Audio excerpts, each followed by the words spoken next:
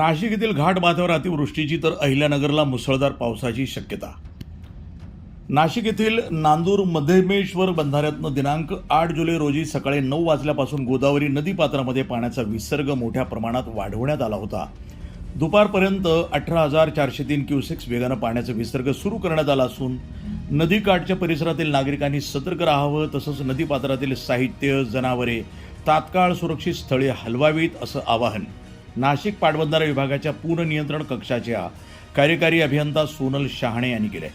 नाशिक नांदूर मध्यमेश्वर बंधाऱ्याच्या पाणलोटामध्ये जोरदार पाऊस सुरू असल्यामुळे बंधाऱ्यामध्ये पाण्याची आवक ही मोठ्या प्रमाणात आहे। यामुळे दिनांक 8 जुलै रोजी सकाळी बंधाऱ्यातनं 6,310 क्युसेक्स वेगानं पाण्याचा विसर्ग सुरू होता।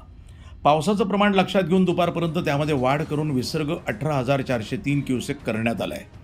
दरम्यान हवामान विभागानं दिनांक 8 जुलै रोजी नाशिक घाटमाथ्यावर अतिवृष्टीचा किंवा ढगफुटी सदृश्य पावसाचा अंदाज वर्तवला आहे। यामुळं नांदूर मध्यमेश्वर बंधाऱ्यातनं सोडण्यात येणाऱ्या विसर्गामध्ये टप्प्याटप्प्यानं आणखी वाढ होण्याची शक्यता आहे। याशिवाय अहिल्यानगर जिल्ह्यातही वादळी वाऱ्यासह मुसळधार पावसाची शक्यता हवामान विभागानं वर्तवली आहे। त्यामुळं गोदावरीसह इतर नदीपात्रालगतच्या परिसरातील नागरिकांनी विशेष दक्षता घ्यावी। नदीपात्रात कोणतेही साहित्य अथवा जनावरं असल्यास ती तात्काळ सुरक्षित स्थळी हलवावीत। तसंच पूर परिस्थितीच्या पार्श्वभूमीवर सर्व संबंधित प्रशासकीय विभागांनी आवश्यक ती खबरदारी घ्यावी असं आवाहन करण्यात आलं आहे। वृत्तसंपादन विभाग, न्यूज टुडे 24, नाशिक।